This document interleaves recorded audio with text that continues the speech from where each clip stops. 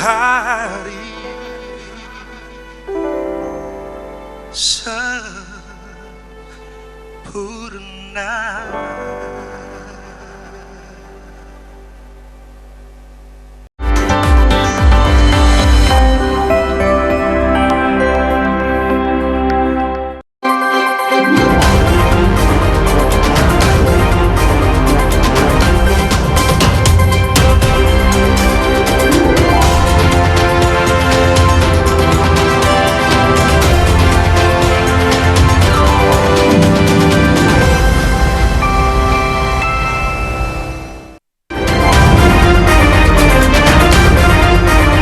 Warga Yordania berunjuk rasa menolak usulan Presiden Amerika Serikat Donald Trump agar Amerika Serikat mengambil alih Gaza dan memukimkan kembali warga Palestina di tempat lain.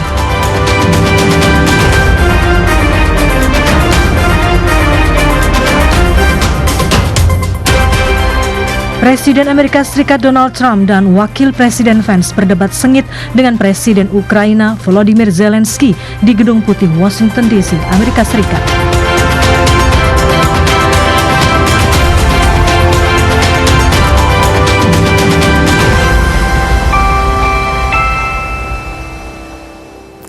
Selamat malam saudara, Dunia Dalam Berita kembali hadir menjumpai Anda dengan rangkaian informasi dari berbagai penjuru dunia bersama saya Herdina Suherdi.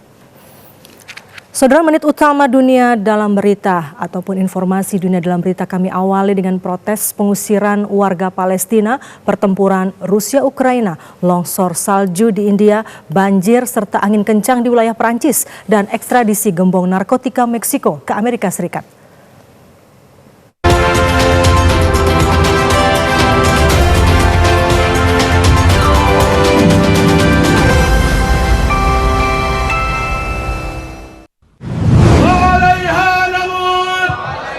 Warga Yordania berkumpul di ibu kota Amman untuk menunjukkan solidaritas terhadap warga Palestina di Gaza. Mereka menolak usulan Presiden Amerika Serikat Donald Trump agar Amerika Serikat mengambil alih Gaza dan memukimkan kembali warga Palestina di tempat lain. Pengunjuk rasa lantang menyatakan bahwa perlawanan Palestina adalah garis pertahanan pertama yang menggagalkan proyek tanah air alternatif. Perlawanan Palestina merupakan garis pertahanan pertama melawan Zionis yang menargetkan Yordania melalui keinginan Zionis untuk mengusur wilayah pendudukan tepi barat Palestina dan penduduk digusur ke Yordania.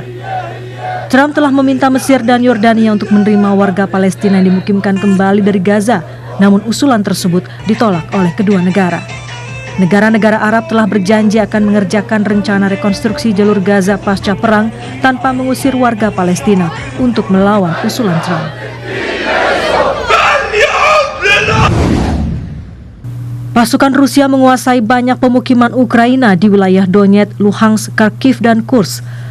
Kementerian Pertahanan Rusia menyatakan selama seminggu terakhir, pasukan Rusia telah menggunakan amunisi dan drone yang dipandu secara presisi untuk melancarkan 9 serangan yang menargetkan perusahaan militer Ukraina, infrastruktur energi, lapangan terbang militer, depot bahan bakar, dan lokasi yang menampung tentara bayaran asing. Selain itu, sistem pertahanan udara Rusia mencegat berbagai ancaman udara Ukraina, termasuk satu jet tempur MiG-29 dan serangkaian bom berpemandu roket dan lebih dari 700 drone. Di pihak lain, staf umum Angkatan Bersenjata Ukraina menyatakan hingga Jumat sore di wilayah garis depan telah terjadi 60 pertempuran.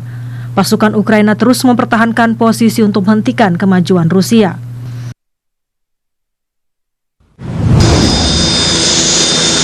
Sedikitnya 47 pekerja diselamatkan setelah mereka terjebak di longsoran salju besar di negara bagian pegunungan Uttarakhand, India. Sementara upaya untuk menemukan 8 pekerja yang selamat sedang dilakukan.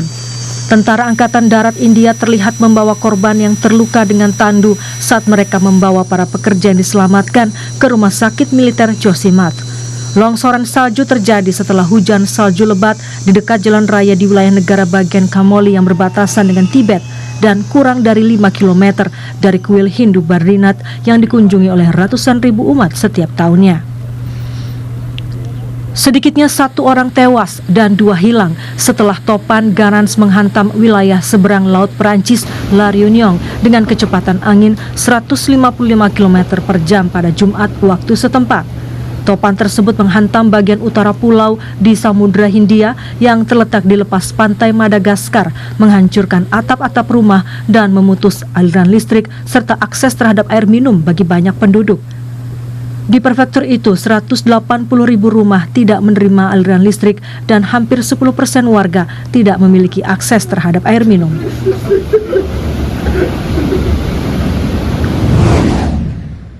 Foto-foto tersangka bos kartel Meksiko Rafael Caro Quintero dikawal turun dari pesawat di New York, Amerika Serikat.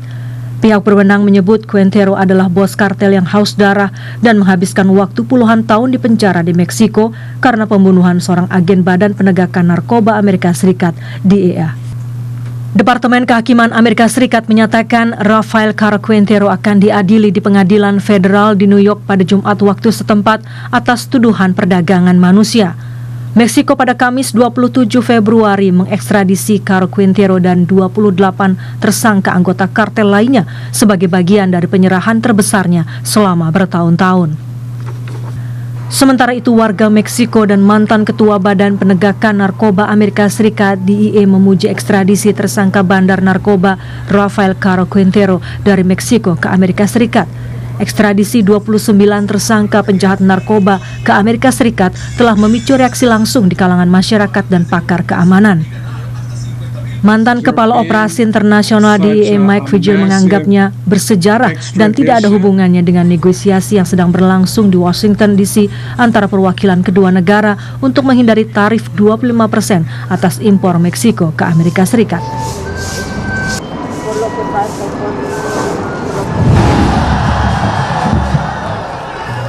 Ribuan pengunjuk rasa Korea Selatan yang mendukung dan menentang Presiden Yoon Suk Yeol menggelar demonstrasi di seluruh Seoul hari ini ketika negara tersebut menunggu keputusan Mahkamah Konstitusi mengenai pemakzulan Yoon.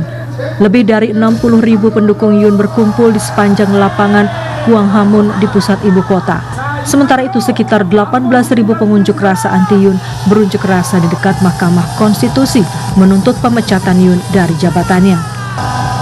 Yoon terancam dicopot dari jabatannya kurang dari 3 tahun dari 5 tahun masa jabatannya sebagai presiden jika pengadilan menguatkan pemakzulan parlemen yang menuduhnya mengumumkan darurat militer pada 3 Desember tanpa dasar konstitusional yang dapat dibenarkan.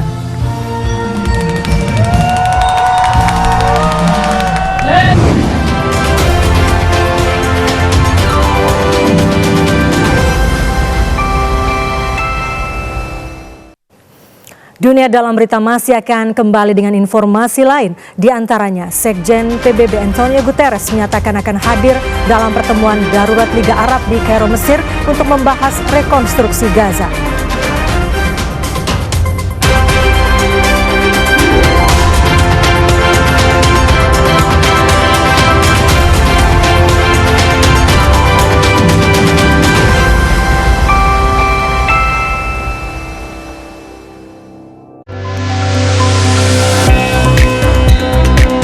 Bentangan alam nan memukau, seni dan warisan budaya yang beragam. Mari jelajahi keindahan Nusantara melalui program Pesona Indonesia setiap hari pukul 14 waktu Indonesia Barat. Di studio rekaman satu ini, suasana selalu ramai karena ulah karyawan dan tamu yang datang. Makanya bukan anak sendiri, makanya serempet. Kok nggak mati? Ditemani oleh artis-artis terbaik tanah air yang pastinya akan membuat harimu penuh canda dan tawa. Lu ya artis ya?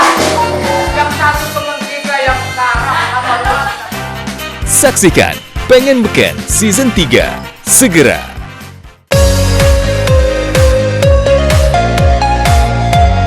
Di Bali sudah berkembang seni kerajinan perak itu sejak zaman kerajaan dulu. Kita juga banyak belajar dari turis-turis asing yang datang ke Bali dan membawa teknologi seni kerajinan perak. Kita memadukan antara teknik tradisional itu dengan teknologi modern dari luar negeri. Uniknya seni kerajinan perak di Celuk khususnya ini, pasar terbesar kami justru dari luar negeri. Utamanya itu ada dari Amerika, Australia, dan Eropa. Nah, sementara untuk di lokal sendiri baru berkembang akhir-akhir ini. Produk Indonesia sudah banyak diterima di luar negeri, jadi kita harus bangga menggunakan produk kita sendiri.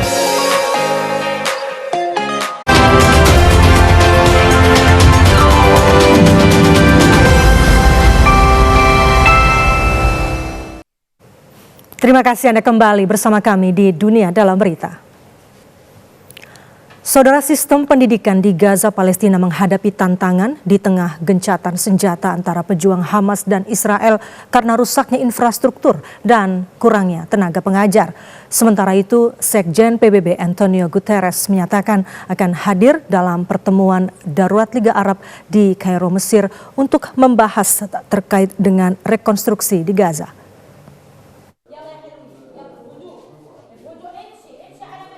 Tahun ajaran baru akan dimulai di Gaza pada akhir Februari untuk tingkat sekolah dasar dan menengah di tengah rapuhnya gencatan senjata antara kelompok pejuang Palestina Hamas dengan Israel. Namun sistem pendidikan di Gaza masih menghadapi tantangan karena rusaknya infrastruktur dan masalah kekurangan tenaga pengajar akibat serangkaian serangan yang dilakukan Israel. Salah seorang warga, Muhammad Farhan, membawa putrinya Jumana ke sekolah untuk pendaftaran tahun ajaran baru. Muhammad Farhan menyatakan saat perang banyak bangunan sekolah dan institusi pendidikan yang rusak parah. Walau para orang tua ingin anak-anaknya bersekolah, mereka terlalu takut untuk menyekolahkan anak-anak mereka. Sekjen PBB Antonio Guterres menyatakan akan hadir dalam pertemuan darurat Liga Arab di Kairo, Mesir untuk membahas rekonstruksi Gaza. Negara-negara Arab tengah mempertimbangkan rencana pasca perang untuk Palestina dan menolak usulan Presiden Amerika Serikat Donald Trump untuk merelokasi warga Gaza. Guterres juga menegaskan Gaza harus diperintah oleh pemerintah Palestina. Ia menilai Palestina harus menjadi negara yang merdeka, demokratis, dan berdaulat. Sementara itu, otoritas kesehatan Palestina di Gaza menyatakan jumlah warga Palestina yang menjadi korban tewas akibat serangan Israel meningkat menjadi sedikitnya 48.388 jiwa. Sementara 111.803 orang lainnya mengalami luka-luka sejak 7 Oktober 2023. Presiden Amerika Serikat Donald Trump dan Wakil Presiden J.D. Vance berdebat sengit dengan Presiden Ukraina Volodymyr Zelensky di Gedung Putih, Washington DC, Amerika Serikat. Trump dan Zelensky saling adu mulut saat membahas perang Rusia-Ukraina. Pertemuan antara Presiden Amerika Serikat Donald Trump dengan Presiden Ukraina Volodymyr Zelensky di Gedung Putih, Washington DC menjadi panas. Kedua kepala negara cekcok terkait gencatan senjata di depan media internasional dan membiarkan kesepakatan mineral tidak ditandatangani. Trump menyebut Zelensky berjudi dengan Perang Dunia Ketiga ketika Zelensky mengatakan Ukraina tetap kuat sejak awal perang melawan Rusia. Sementara J.D. Vance mengatakan Zelensky seharusnya berterima kasih kepada Trump karena ingin mengakhiri konflik. Namun Zelensky mengatakan Vance tidak tahu masalah Ukraina karena belum pernah pergi ke Ukraina. And do you think that it's respectful to come to the Oval Office of the United States of America and attack the administration that is trying to prevent the destruction of your country? A lot of questions. Let's start from the beginning. Sure. First of all, during the war, everybody has problems. Even you, but you have nice ocean and don't feel now, but you will feel it in the future. God bless. You don't know that. God bless. God bless. You will not have war. Don't tell us what we're going to feel. We're playing cards. Serious. You're gambling with the lives of millions of people. You're gambling with World War III. You're gambling with World War III. And what you're doing is very disrespectful to the country, this country. Selama di Gedung Putih, Zelensky juga berdebat dengan jurnalis yang menanyakan alasan Presiden Ukraina tidak mengenakan jas di ruang oval, ruangan yang paling penting di Gedung Putih untuk menghormati tuan rumah. Namun Zelensky justru ketus mempertanyakan apakah hal itu menjadi masalah bagi jurnalis. Zelensky mengatakan ia akan mengenakan kostum tersebut setelah perang selesai. Why don't you wear a suit? You're at the highest, why don't you wear a suit? You're the highest level in this country's office, and you refuse to wear a suit. Just want to see if do you own a suit? Yeah, problems. A lot of Americans have problems with you not respecting the dignity of this office. I will wear a costume after this war will finish. Okay. Yes, maybe Maybe something like this. something like Yes, yours, sir. yes. That'd be great. Maybe something better. I don't Usai know. debat panas di Gedung Putih, Presiden Trump dalam unggahannya di akun media sosialnya menyatakan Presiden Ukraina Volodymyr Zelensky belum siap berdamai dengan keterlibatan Amerika Serikat untuk mengakhiri perang. Zelensky dinilai tidak menghormati pemerintah Amerika Serikat dalam pertemuan di ruang oval. That's exactly what you're doing. You're in no position. Gedung Putih menyatakan Presiden Amerika Serikat Donald Trump telah mengambil kembali sejumlah barang yang disita Biro Penyelidik Federal atau FBI Amerika Serikat. Berkas-berkas berisi informasi rahasia termasuk di antara barang-barang yang disita dalam penggeledahan.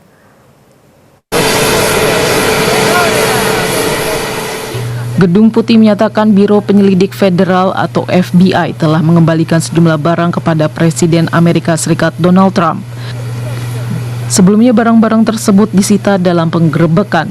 Direktur Komunikasi Gedung Putih Stephen Chung menyatakan barang-barang milik Trump tersebut telah dibawa pesawat Air Force One pada Jumat 28 Februari.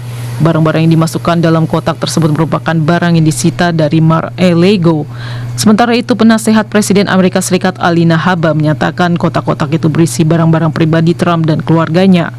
Sebelumnya FBI menyatakan berkas-berkas berisi informasi rahasia termasuk di antara barang-barang yang disita dalam penggeledahan. Berkas-berkas tersebut menjadi bukti utama dalam kasus pidana yang menjerat Trump.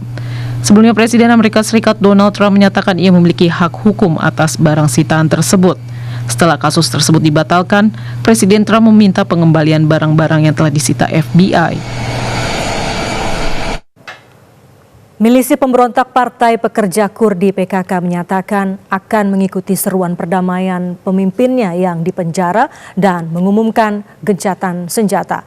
Presiden Turki Tayyip Erdogan menyatakan perlucutan senjata PKK menjadi fase baru Turki bebas terorisme.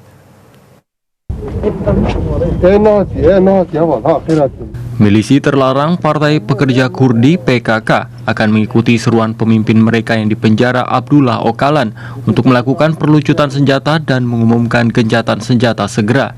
Kantor berita yang dekat dengan kelompok tersebut melaporkan hal itu hari ini. Keputusan milisi PKK merupakan langkah besar untuk mengakhiri konflik 40 tahun dengan Turki. Kelompok PKK berharap Ankara akan membebaskan Öcalan yang ditahan sejak tahun 1999 sehingga ia dapat memimpin proses perlucutan senjata. Kondisi politik dan demokrasi perlu ditetapkan agar proses tersebut berhasil. Sementara itu, Presiden Turki Tayyip Erdogan menyatakan seruan perlucutan senjata dari pemimpin kelompok terlarang PKK Abdullah Öcalan memulai babak baru dalam upaya Turki bebas teror. Erdogan mengatakan Turki akan mengamati penerapan seruan gencatan senjata dalam semua aspeknya dan Ankara akan bertindak dengan hati-hati dalam masalah ini. Seruan pemimpin PKK Abdullah Öcalan pada Kamis agar kelompok tersebut dilucuti dan dibubarkan berpotensi mengakhiri konflik yang telah berlangsung selama 40 tahun dan mempunyai konsekuensi politik dan keamanan yang luas di wilayah tersebut.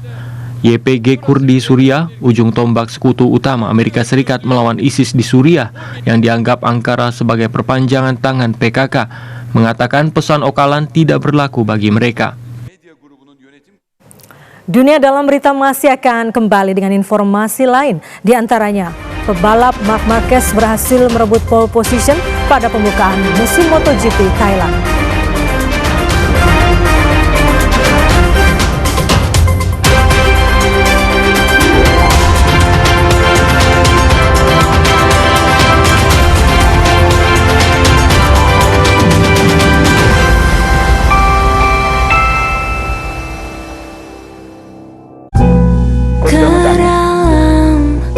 Untuk siapa kasih sayang tidak sedikit itu?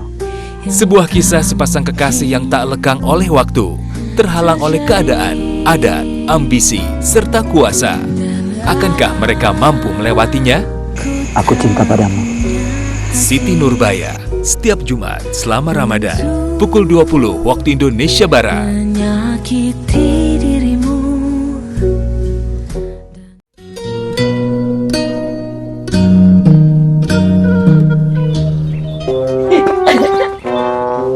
Ini mah. Gacor nih, meledak. Ada apa sih bang? Investasi kita. Cuan bro.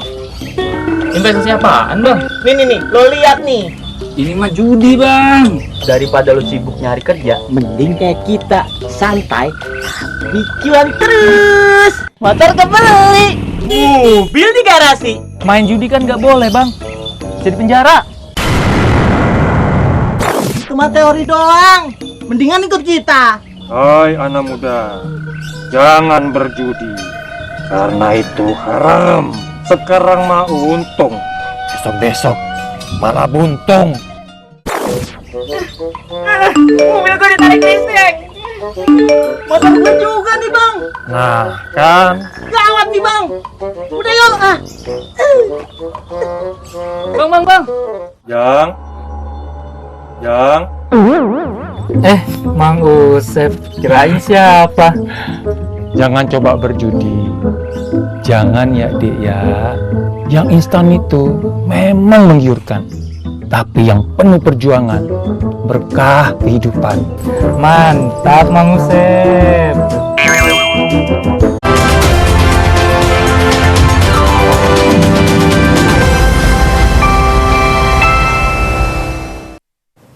Terima kasih Anda kembali bersama kami di Dunia Dalam Berita. Informasi dari dunia olahraga, Saudara Al-Orobah menenggelamkan klub Cristiano Al Nassr 2-1 di laga lanjutan Liga Pro Saudi. Sementara itu manajer Manchester United Ruben Amorim menegaskan pendapatnya lebih penting soal pemain MU Bruno Fernandes dibandingkan kritik mantan kapten MU Roy Keane. Al Nassr yang diperkuat pemain bintang asal Portugal Cristiano Ronaldo kalah 1-2 saat bertandang ke markas Al-Orobah di Sakaka, Arab Saudi dalam laga lanjutan Liga Pro Saudi. Striker Suriah Omar Al-Somah membawa tuan rumah unggul melalui tendangan setengah voli 5 menit sebelum turun minum. Hasil imbang tercipta tak lama setelah babak kedua dimulai melalui pemain pengganti Nawah Bosal. Mantan bintang Burnley dan pemain internasional Islandia Johan Gudmundsson memastikan 3 poin untuk Al-Orobah dengan tembakan luar biasa dari jarak jauh. Hasil ini membuat Al Nassr tetap berada di urutan 3 klasemen sementara dengan 47 poin, tertinggal 9 poin dari pemimpin Liga Al-Ittihad, sedangkan Al-Orobah naik ke peringkat 11 dengan 26 poin. Sementara itu manajer Manchester United Ruben Amorim menegaskan Bruno Fernandes adalah pemain kunci untuk MU. Pembelaan untuk pemain timnas Portugal itu dilontarkan Amorim menyusul kritik dari mantan kapten klub Liga Primer Inggris Roy Keane. Fernandes yang dinobatkan sebagai man of the match karena penampilannya dalam kemenangan 3-2 atas Ipswich Town pada Rabu sering dikritik karena sikapnya di lapangan dan di masa lalu telah mengakui bahwa sikap dan keluhannya dapat membuat marah rekan satu tim dan lawan. Dalam penampilannya di podcast Stick to Football bersama mantan pemain Arsenal Ian Wright, Keane mengkritik tingkat kerja Fernandes. Keane mengatakan bakat saja tidak cukup. Bruno adalah pemain bertalenta, tapi itu tidak cukup. Amorim mengaku tidak setuju dengan pernyataan Keane tentang Fernandes dan menegaskan pendapatnya sebagai pelatih lebih penting.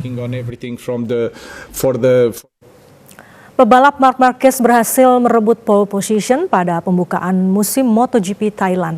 Ia mengungguli adiknya Alex Marquez dengan catatan waktu 1 menit 28,782 detik. Juara balap MotoGP 6 kali, Marc Marquez melanjutkan performa gemilangnya dengan meraih posisi terdepan di Grand Prix pembuka musim MotoGP Thailand.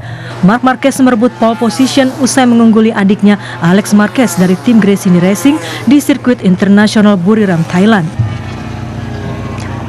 Dengan absennya juara bertahan Jorge Martin pada pembukaan musim MotoGP akibat cedera, maka Marquez dan Francesco Bagnaia menuju kualifikasi sebagai favorit dan memenuhi ekspektasi. Pebalap berusia 32 tahun itu merebut pole dengan catatan waktu 1 menit 28,782 detik, mengungguli Alex Marquez dengan selisih 0,146 detik.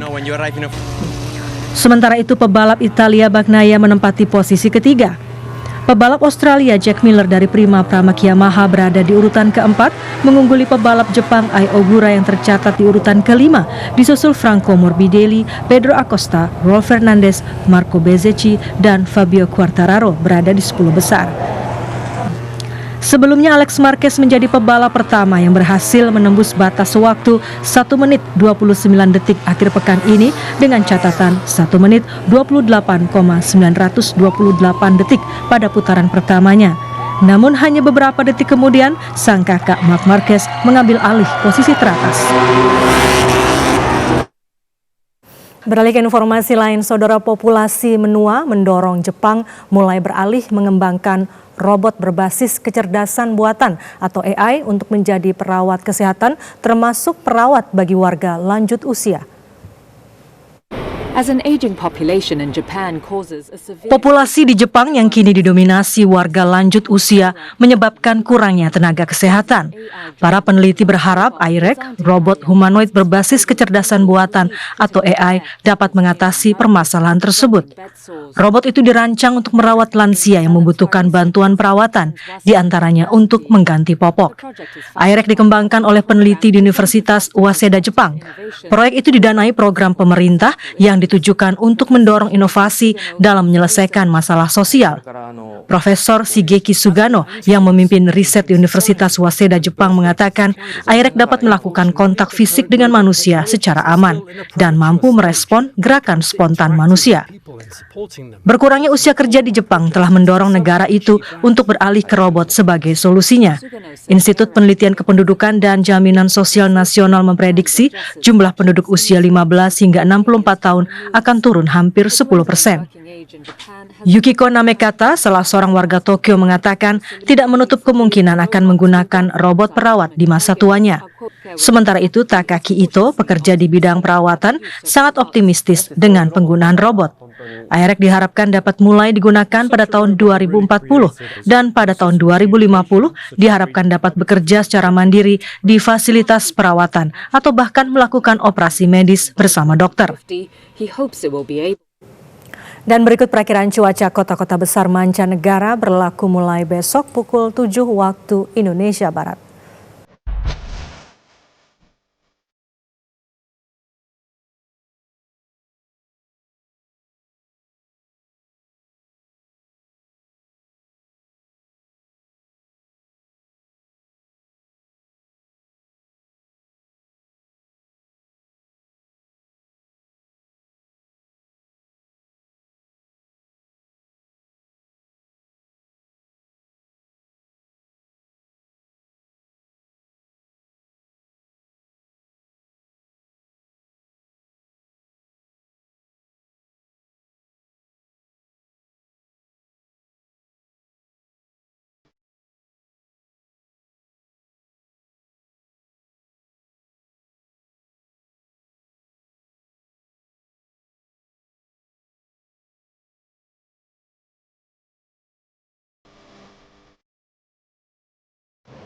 Informasi tadi mengakhiri dunia dalam berita malam ini. Atas nama kerabat kerja yang bertugas, saya Herdina Suherdi mengucapkan terima kasih atas kebersamaan Anda. Selamat malam, selamat berakhir pekan, dan sampai jumpa.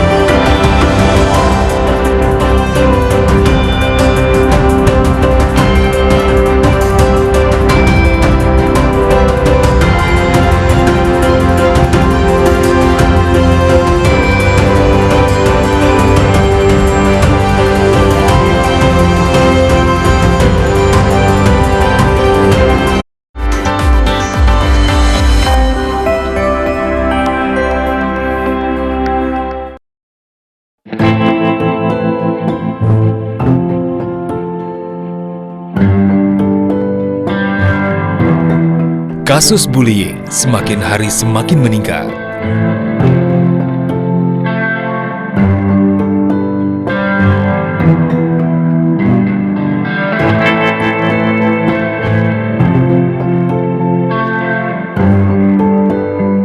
Bullying tidak hanya fisik, bisa berupa ejekan, perundungan daring, bahkan pengucilan.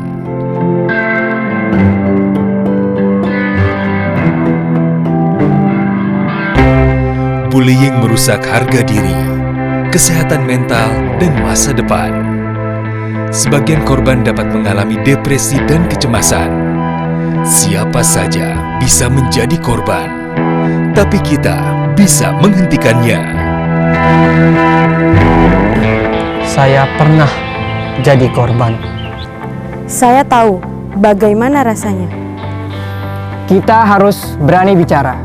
Pelaku bullying dapat dikenakan ancaman pidana yang berat sesuai hukum di Indonesia. Bullying hanya akan berhenti jika kita berani bicara dan menolong. Jangan jadi penonton. Banyak korban sudah berjatuhan. Stop perundungan, mulai dari kita. Generasi dangdut, yuk ayo ayo kita bergoyang. Generasi dangdut.